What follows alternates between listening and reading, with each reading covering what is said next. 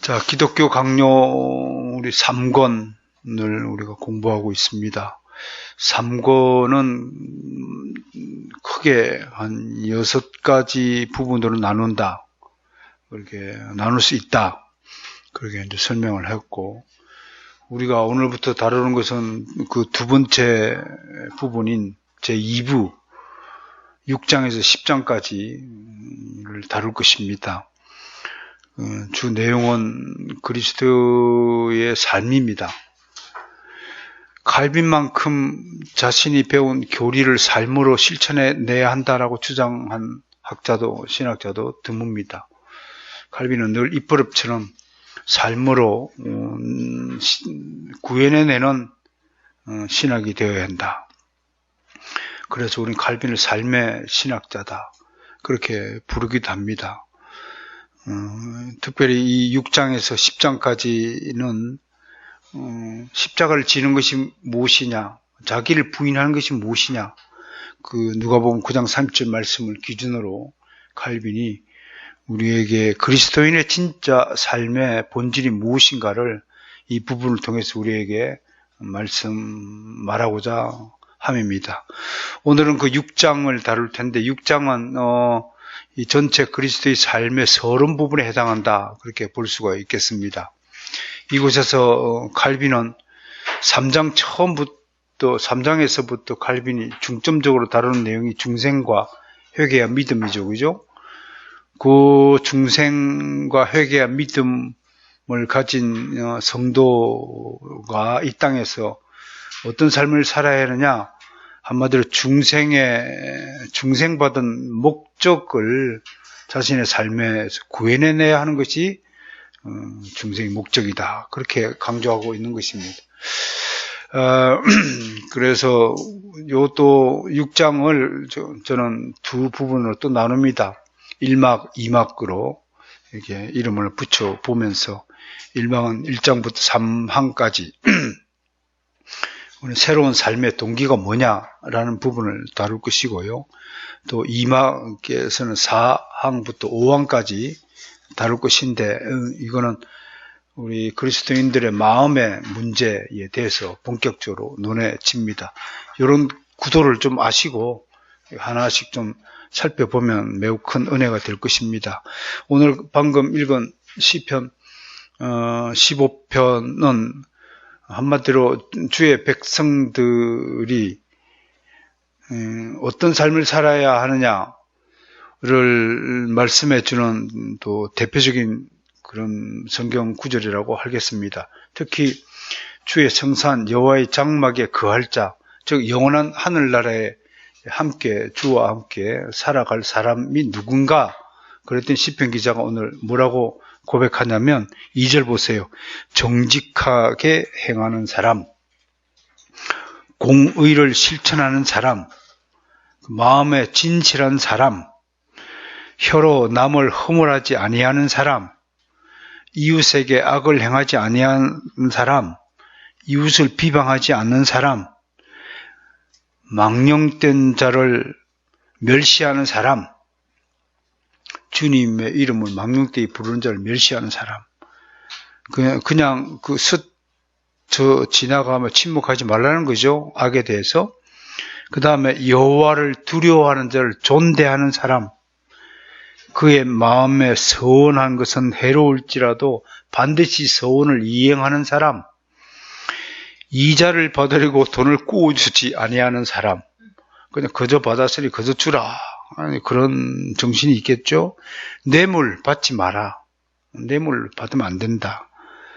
무죄한 자를 해하지 아니하는 자, 죄 없는 자에게 죄를 뒤집어 씌워가지고 그를 처벌하고자 하는 모든 악행들, 이런 자들은 지옥 갈 자들입니다. 주의 성전에 머무를 자가 아니다. 이런 일을 행하는 자는 영원히 흔들리지 아니하리라. 심판은 경고합니다. 그러니까 이런 것들을 통하여 칼빈이 이런 구절을 우리에게 읽도록 하는 것은 이런 하나님의 말씀을 기억하면서 구원받은 주의 백성들이 이 땅에서 어떤 삶을 살아야 되느냐 하는 아주 기본적인 지침을 우리에게 가르쳐 주기를 원한다라고 할 것입니다. 그래서 이런 구절들을 좀 생각하시면서 한번 1항부터 3항까지 한번 먼저 살펴보겠습니다. 1항의 요지는 뭐냐면 한 3가지 내용으로 제가 정리했습니다. 중생의 목적은 신자의 삶에서 하나님의 의와 신자의 순종 사이의 조화와 일치를 나타낸다라고 하였습니다. 한마디로 삶의 신학을 이야기하고자 하는 것입니다. 삶의 신학은 중생의 삶을 말합니다. 이 중생의 삶, 거듭난 사람의 인생은 뭐와 조화를 이루어야 되냐면 하나님의 의와 조화를 이루어야 된다. 그러면서 우리가 거룩하게 하나님의 의에 조화롭게 살아야 되는 그 근거 구절이 뭐냐면 하나님이 내가 거룩하니 너희도 거룩하라라는 지엄한 명령에 근거를 두고 있다라고 이야기하는 것입니다. 그리고 두 번째는 뭡니까? 하나님의 법. 하나님의 법을 지키고 살아야 한다. 그 하나님의 법에는 우리 안에 그분의 형상을 회복시키는 성결한 힘이 내포되어 있다. 흔히들 그러잖아요. 하나님의 법대로 지키고 살면 세상에 손해본다. 그런데 하나님의 법을 지키면 성결한 힘, 거룩한 힘, 그 누구도 침범치 못할 신비한 힘을 갖게 된다라고 이야기하고 있습니다. 그리고 성경은 그리스도인의 삶에 대한 보편적인 원리를 제공한다. 성경의 안에 우리가 살아가야 될 보편적 원리, 기준, 지침들이 다 게시되어 있다라고 하는 것입니다. 그러면서 이런 거룩한 삶, 정직한 삶, 진실한 삶을 살아가는 사람들을 향해서 성령께서 솔직하게 가르치시고 우리로 하여금 그 가르침을 무시하지 못하도록 하신다 하면서 이 부분에 있어서 칼빈이 특별히 강조하는 부분이 있는데 그게 뭐냐면 나는 전성적으로 간단 명료한 것을 좋아한다. 이때 말하는 간단 명료한 것은 아주 질서를 이야기합니다. 나는 그저 경건한 사람이 어떻게 올바로 질서 있는 삶을 살아나갈 수 있는지를 가르쳐주고 싶다. 그리고 그리스도인들에게 그 보편적인 원리를 제시하고 싶다. 그렇게 자신의 심정을 기독교 강요에 담아두고 있습니다. 그러면서 칼빈은 우리는 너무 게으르고 더디기 때문에 어떤 도움과 자극이 필요하다. 도움도 필요하지만 가끔씩 자극도 필요하다. 이런 것들을 통해서 보면 아이들 키울 때도 마찬가지로 성도들을 양육할 때도 마냥 그냥 좋은 게 좋다. 마냥 칭찬하고 마냥 그냥 다 잘못한 것도 덮어버리고 이렇게 되면 자극이 주어지지 않아서 성장하지 못한다. 우리 인간도 마찬가지잖아요. 자기 스스로 몸을 자극해야 몸도 건강해지고 하는 법이잖아요. 그래서 그리스도인의 삶의 모습이 어때야 하는 문제는 아주 크고 광범위한 주제이기 때문에 이를 세세히 다루려면 엄청난 분량이 소요될 것이지만 그러나 성경에는 우리가 어떻게 살아야 될지에 대한 분명한 지침이 제공되고 있고 그 내용들은 너무나 명확하고 간단 명료한 것이다. 성경이 제시하는 대로 따르면 된다라는 것을 계속 강조하고 있습니다. 그러면서 그리스도인의 삶의 동기를 2항에서 다루고 있습니다.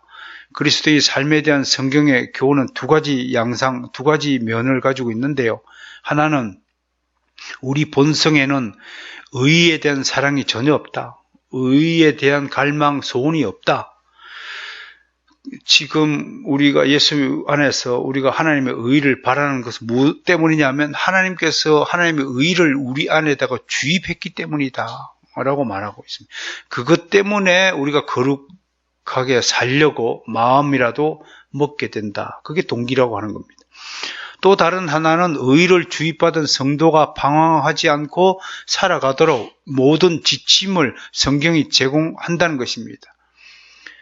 모든 지침을 제공한 이유는 칼빈은 제2항에서 뭐라고 했냐면 곁길로 빠져나가지 않도록 하기 위해서 성경이라는 기준을 주셨다라고 하는 것입니다. 그러니까 이런 참 기독교 강요에서 특별히 이 부분에 대해서 칼빈이 기준과 지침과 보편적 원리 또 모범 이런 단어들을 계속 사용하거든요. 그러니까 우리가 아무런 근본 없이 아무런 근본적 원리 없이 그냥 무작정 살아가서는 안 된다라는 것을 우리는 분명히 깨닫게 됩니다. 무질서한 인생 그 자체가 거룩한 삶 자체가 아니라고 하는 겁니다. 특히 여기 간단 명료한 것을 좋아한다고 하는 이 단어는 라틴어로서 정리정돈이 잘 되어 있다 이런 뜻을 가지고 있다고 합니다. 그러니까 우리가 공부를 하는 것도 그렇고 인생살이 하는 것도 그렇고 제가 기성정교를 자꾸 부르짖는 것도 그렇고 일주일 단위에 그 위클리 라이프 계획표를 짜는 것도 그렇고 또 주부들은 집에서 밥 먹는 거 음식 만들어 먹는 것도 식단을 잘 짜서 이렇게 먹는 것 이런 것들이 참 중요하다. 하나님도 세상을 창조하시고 운용하시고 섭리하시기 위해서 모든 설계도 계획표를 손안에 다 가지고 계시듯이 우리도 우리 나름대로 인생 계획표를 가지고 살아야 한다. 그래서 크게는 기성정결의 인생 한 100년 사시면 기성정결의 인생을 잘라서 그런 그 계획을 가지고 있을 때에 의미가 있다라고 하는 것입니다. 그냥 시간이 흐르는 대로 그냥 오늘 맡은 일에 그냥 무작정 충성하는 거 그거 결코 바람직한 인생이 아니라는 겁니다. 내년에, 후내년에, 5년 뒤에 당신이 뭘 할 것인가? 무엇을 위해 살 것인가? 하나님의 영광을 위해서 목표가 있어야 되지 않습니까? 예를 들어서 작게는 우리 전 집사님처럼 10년 안에 나는 성경을 손들 필사를 한글, 영어, 히브리어, 헬라어 다 하겠다. 이런 거룩한 목표를 세우고 한번 해보는 거예요. 또 어떤 이는 한문을 또 즐겨하시는 분은 한문 성경을 가지고 또 필사를 합니다. 이게 붓글씨는 한문으로 쓰면 그게 또 예쁘고 예술처럼 보이더라고요. 한문이라는 게 그런 또 멋진 예스러운 맛이 있지 않습니까? 아무튼 이렇게 무질서한 것이 아니라 무계획적인 것이 아니어야 한다는 것을 합니다.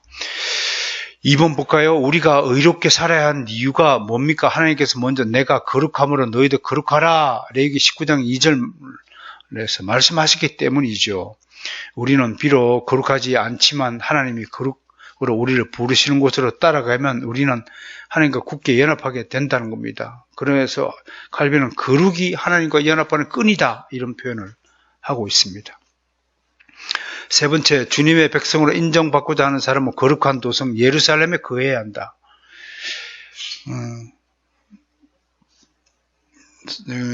특강 할 때 뭘로 시작할까 고민하다가 제 평소 지론이기도 한데요. 사람은 어디에 사느냐가 굉장히 중요하다. 그걸 제가 익히 젊었을 때부터 깨달았습니다. 그 친구 부동산 집에 살 때, 어디에 사는가가 굉장히 중요합니다. 크게는 우리는 그리스도 안에서 살아야 됩니다. 그것이 구약적 표현으로 거룩한 도성 예루살렘 안에 사는 겁니다. 그것이 그리스도 안에 산다는 말의 예표거든요. 아까 오늘 시편 15편 읽었잖아요. 거룩한 성산 여호와의 장막에 거할 자가 누구냐? 그 여호와의 장막에 거해야지 여호와의 장막 바깥에 거해서는 아니 되는 거죠. 그죠? 사람이 하나님의 법 안에서 거해야 됩니다. 하나님이 만들어진 창조의 질서 안에서 거해야 합니다. 어디서 거해야 되느냐? 굉장히 중요합니다. 함께 읽을까요? 시작. 의인들의 장막에는 기쁜 소리, 구원의 소리가 있으며 여호와의 오른손이 권능을 베푸시며 내게 의의 문들을 열지어다. 내가 그리로 들어가서 여호와께 감사하리로다. 이는 여호와의 문이라. 의인들이 그리로 들어가리라. 의인들은 의인들의 장막에 거해야 되는 겁니다. 아니, 술꾼들은 술꾼들끼리 만나고, 도박꾼들은 도박꾼들이 만나죠. 의인들은 의인들끼리 만나는 거예요. 사실, 목사 되고 나면, 목사들 만날 때가 제일 기뻐요. 왜냐면 말이 통하니까. 또 신학자는 또 신학자들끼리 어울리면 그게 더 말이 통하고 뜻이 통해서 돼요. 또 어떨 때는 물론 반대되는 논쟁 때문에 화가 날 때도 있지만 어떻든 그 의인들은 의인들끼리 통해야 된다고 하는 것입니다. 여러분 신앙생활하면서 이제 개혁교회 몸을 담았는데 개혁교회 자꾸 위로 수준이요. 위로 솟구칠수록 이 폭이 좁아집니다. 교제 관계가요. 옛날에는 뭐 아무것도 모를 때는 이 사람도 만나고 저 사람도 만나고 이것도 좋은 것 같고 저것도 옳은 것 같고 여겨지다가 점점 수준이 향상이 되고 실력이 쌓이면 이 교제의 폭이 좁아지는 겁니다. 아주 예리해지고 예민해지는 겁니다. 깎이고 하는 거죠. 그런 차원에서 의인들이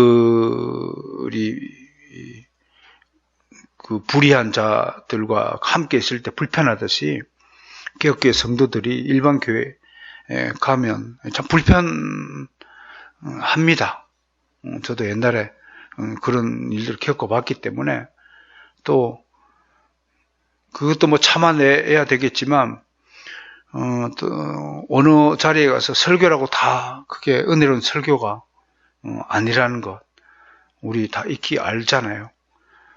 정말 하나님의 말씀을 대언하지 않고는 성령의 역사가 은혜가 없다는 사실을 명심하면서 아무튼 이 시편 118편 15절, 19절, 20절 이 말씀 굉장히 우리에게 좋은 교훈을 주고 있다라고 할 것입니다. 자, 사망을 보죠. 하나님의 일에 대한 열망인데 제가 가진 기독교 강요의 소제목은 구속의 은혜에 대한 보답이다. 그런 소제목을 가지고 있습니다. 저는 그냥 열망으로 이렇게 요약을 했는데요. 한마디로 우리를 구원시켜 주신 은혜에 대한 보답을 하고 살아야 한다. 근데 이제 이걸 하면서 여러분 우리가 열망을 잃어버릴 때가 언제입니까? 희망이 보이지 않을 때. 희망이 왜 안 보입니까?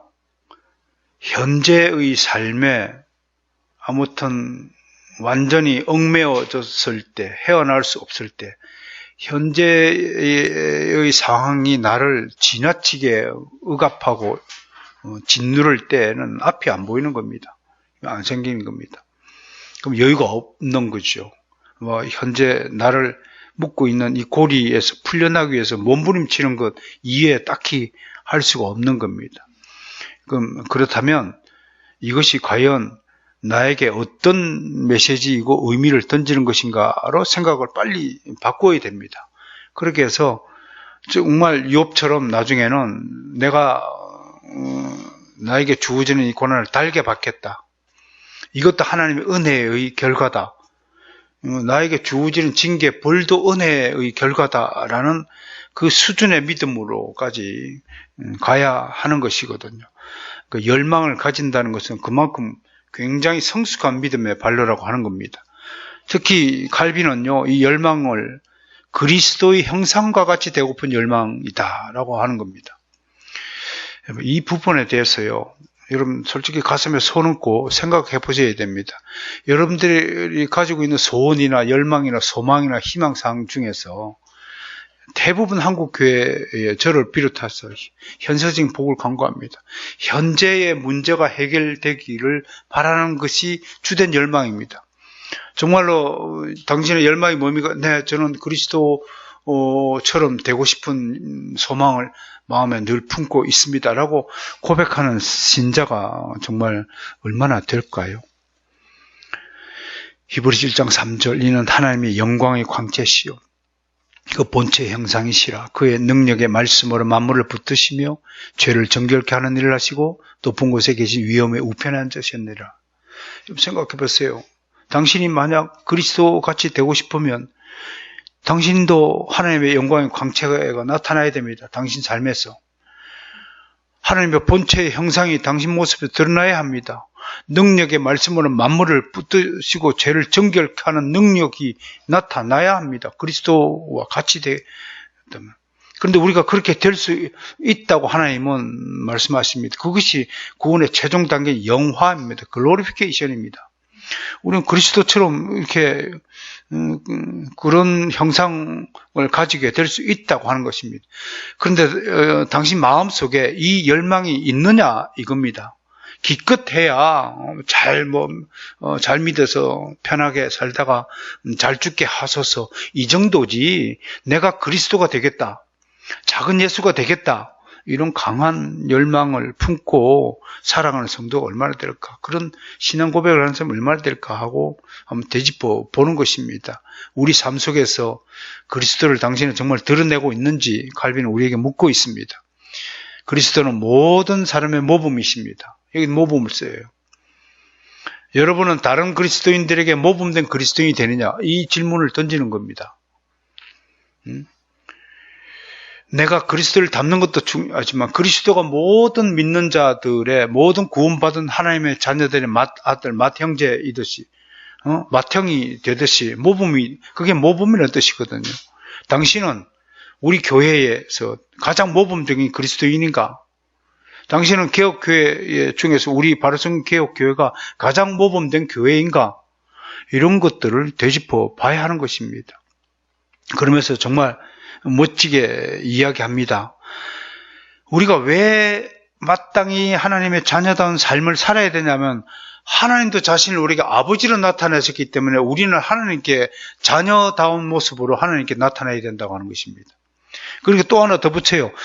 우리가 왜 땅을 쳐다보지 않고 하늘을 바라보며 살아야 되냐면 그리스도께서 땅에 있다가 하늘로 올라가셨으므로 우리가 땅을 쳐다보지 말고 하늘로 올라오신 그리스도를 바라보기 위해서 하늘을 올려봐야 된다고 하는 것입니다. 전심으로 하늘을 사모하는 그것이 그리스도인의 열망이다. 그렇게 표현하는 것입니다.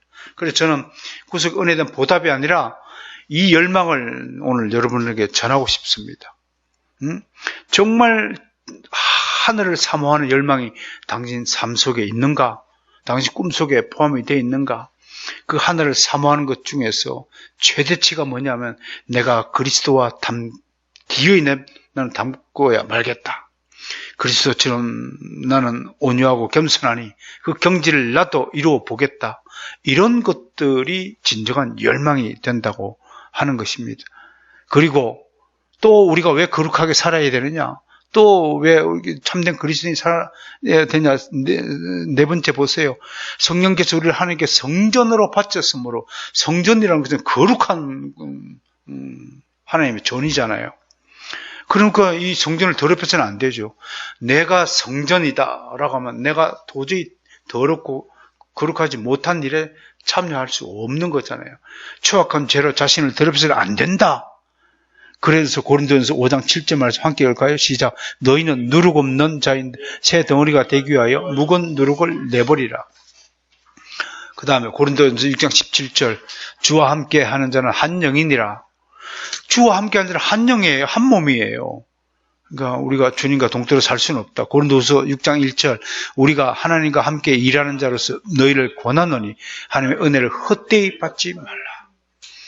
그러니까 여러분 철학자들이 말하는 도덕윤리, 성인군자들이 말하는 도덕윤리, 타 종교에서 말하는 도덕윤리와는 완전히 궤와 차원을 달리하는 것이 성경을 통한 하나님의 도덕윤리입니다. 이것이 하늘을 향한 열망은 우리 그리스도인 말고는 그 누구도 가슴에 품을 수 없는 정말 진정한 소망이라고 할 것입니다. 이제 마음의 문제를 하나씩 다룹니다. 한마디로 거짓 그리스도인의 마음은 무엇인가? 그리스도인을 자처하는 자들이라고 칼빈은 공박합니다. 보세요. 그리스도를 아는 올바른 이해, 즉 복음을 습득하지 못한 사람은 그와 친교를 나눌 수 없다. 당연한 얘기죠. 그리스도의 교훈을 받지 않는 사람은 옛사람을 벗어버리지 않았기 때문이다. 즉 아무리 지가 입으로 그리스도인이라고 말하면서도 옛사람의 그 행태를 버리지 않고 거짓말을 계속한다든지 남을 속여서 뭐 사기를 친다든지 화를 벌컥 낸다든지 혈기를 낸다든지 하는 것은 옛사람을 벗어버리지 못한 상태, 즉 아직도 중생을 체험하지 못한 것이라고 보아도 꼭 틀리다고 말을 할 수 없을 겁니다. 에베소서 4장 22절 말씀이 뭐냐면 구습을 따르는 옛사람을 벗어버려라 라는 가르침입니다. 그러니까 예수 그리스도의 교훈을 받지 않는 사람은 옛사람을 완전히 벗어버리지 못한 거예요. 육신에도 습관이라는 게 있거든요. 요새 겨울잠이라고, 요새 저도 조금 늦잠을 자는 것 같아요. 그걸 겨울잠이라고 하잖아요. 육신도요, 때에 따라서, 계절에 따라서, 또 상황에 따라서, 이게, 움직여 가잖아요. 겨울잠은 좀 늦게 자고, 많이 피곤하면 또 졸리기도 하고, 육신이 이렇게 따라가잖아요. 육신의 습관이 있는 건데, 마찬가지로, 불신자는 불신자로서의 아주 고질적인 습관이 있다고요. 그 고질적인 습관이 뭐냐면 칼빈에 따르면 그는 본능적으로 주를 거절한다는 거예요. 그게 불신의 습관이라고 하는 거예요. 몸이 죄악된 일에 습관적으로 기울어지면 본능적으로 몸이 죄악된 일을 쫓아가듯이 불신자들은 본능적으로 하나님을 거역하고 무시한다고 하는 것입니다. 그러면서 거짓 그리스도인들의 특징이 뭐냐면 복음은 혀의 교리가 아니고 생명의 교리다라고 얘기하는 거예요. 진리에 대한 지식은 말에 있는 것이 아니고 당신의 진실된 삶에 있다. 그렇게 칼빈이 강조해요. 그러므로 여러분 칼빈을 그냥 신학만 연구한 교리학자다? 절대 그렇지 않습니다. 칼빈은 자신이 주장한 대로 삶을 살기 위해서 노력했고 우리 앞에서 그런 모범된 삶을 실천해 보이셨다는 점에서 그 위대성이 있을 것 같습니다. 다른 분야는 오성과 기억력으로 이해할 수 있지만 복음은 오직 성령의 역사하심으로 우리 속마음의 가장 깊은 곳에 자리를 잡고 그곳에 안주하시며 우리를 깨닫게 하심으로 이해할 수 있다. 즉 복음의 혈육은 마음속 가장 깊은 감정에까지 침투하여 영혼 안에 자리를 잡고 인간 전체에 영향을 준다. 이게 다른 겁니다. 복음 영향력. 그러나 이런 복음의 효력을 능력을 덧입기 위해서는 반드시 거듭나야 한다고 하는 것입니다. 칼빈은 교리는 반드시 마음속으로 들어가 반드시 열매를 맺게 한다는 겁니다. 그러니까 여기서 제가 하나 발견한 것은 칼빈은 복음과 또 진리와 교리를 같은 동의어로 쓴다는 겁니다. 그래서 진리를 말하는 것이 설교이고 설교는 교리를 말하는 것이고 이런 교리 설교를 강해 설교의 핵심으로 보고 있고 이런 설교만이 그 속으로 영혼에 침투하여서 반드시 열매를 맺는 것이지 다른 설교는 껍데기라는 거예요. 귀에 들렸다가 사라지는 것이라고 얘기하는 거예요. 자, 5항 마지막을 보겠습니다. 불완전 삶입니다. 그렇다고 해서요, 우리가 경계해야 될 점이 있습니다. 우리 주변에 보세요. 목표에 이르지 못했다고 하여 그리스도를 인정하지 않는 것은 아니다. 지금 칼빈이 그리스도의 삶이 이래야 된다라고 모범 답안을 제시하지만 이 모범 답안대로 살지 않는다고 해서 그가 그리스도인이 아니라고 해서는 안 된다고 하는 것을 말하고 있습니다. 이 세상에서는 완전한 실천은 없다고 하는 것입니다. 진심으로 그리스도의 목표를 눈앞에 세워놓고 살아야 합니다. 그러면 이렇게 얘기하면 끊임없이 계속해서 그 상태를 향해 나아가야 한다. 계속 달려가야 한다. 그러나 그렇지 못하다고 해서 그가 구원받지 못한 백성이라고 치면 안 된다고 하는 것입니다. 신자의 대부분은 3번 보세요. 심히 약하여 비틀거리고 절렁거리며 심지어 기어간다. 움직이는 속도가 아주 느리다. 그러나 비록 짧은 거리라 해도 매일 앞으로 나가지 않는다면 그런 여정은 성공할 수 없다. 우리는 주님에게서 중단하지 말아야 한다. 우리의 성공이 사소하거나 원하는 데까지 미치지 못하더라도 어제보다 오늘이 나오면 무익하지 않다. 저는 이걸 우리 정태에게 수염이 자라는 것이 눈에 보이더냐, 바람이 부는 게 눈에 보이더냐, 열매가 익은 것이 눈에 보이더냐, 한 사람의 성장과 변화가요. 저분은 참 변하기 힘들겠다 하는 분들도 있지만 언젠가는 이렇게 변한다는 거예요. 더디일 뿐이죠. 아무튼 성령께서 그분의 발걸음을 우리 인간의 눈에는 보이지 않지만 조금씩 이끌어 가신다는 거예요. 어제보다는 반드시 오늘 나아지는 방향으로 변화시키고 있다는 이 믿음을 우리가 잃지 않아야 됩니다. 우리는 다만 진실하고 단순한 마음으로 우리의 목표를 바라보면서 앞으로 나아갈 뿐이다. 자기 만족에 빠지거나 자신의 악행을 변명하지 말고 종점을 향해 계속 분투 노력하는 것이다 라고 이야기하면서 여기서 마지막으로 이렇게 칼빈이 오늘 말씀을 정리합니다. 아무리 연약한 그리스도인을 할지라도 매일매일의 여정에서 조금씩은 누구나 전진하는 법이다. 이 구절을 가지고 우리 동료, 우리 형제 자매들의 믿음을 격려하시고 또 서로 배려하고 또 협력하고 서로 사랑하기를 주저하지 않아야 되겠다 하는 말씀을 드립니다. 제가 마지막으로 참고사항을 한번 팁을 하나 드렸습니다. 이 신앙의 감정을 다루는 부분에서 루터와 칼빈의 차이가 있다는 겁니다. 루터는 윤리에서 사랑은 그릇보다 더 강조됩니다. 루터는 거룩하신 하나님이 아닌 은혜로우신 하나님을 발견했으며 그런 체험이 또 반복됩니다. 그래서 루터는 자신의 신앙의 감정을 추스리지 못하고 스스로 방황합니다. 이게 감성적 신앙의 장점도 많지만 단점이 있다고 하는 것입니다. 그러나 칼빈은 그리스도 안에서 우리를 처음 발견하신 하나님께 대한 응답으로서 사랑의 표현으로서 거룩한 삶을 강조합니다. 사랑을 강조하거나 거룩을 강조하거나 같은 이야기 같지만 미묘한 차이가 있다고 합니다. 그러므로 그리스도의 삶은 지속적으로 진보하고 성화를 통해 꾸준히 자라가야만 한다고 보았습니다. 여러분 루터의 시각에서 보면 내가 은혜 충만하고 엄청난 사랑을 전했는데 저희가 내 사랑을 안 받아줘. 그러면 이게 따서 좀 실망하는 듯한 그러니까 이게 기복이 있다는 거예요. 그러나 칼빈의 이 경건한 삶, 거룩한 삶은 눈에 보이지 않지만 지속적으로 진보하고 있다는 것을 믿기 때문에 실망하지 않는다는 거예요. 눈에 보이는 사랑을 받느냐 안 받느냐 이런 감정적인 차원이 아니라요. 성화를 통해 꾸준히 자라가고 있다고 보았다는 거예요. 이러한 삶에서 기쁨은 그를 위해 고난을 참는 거예요.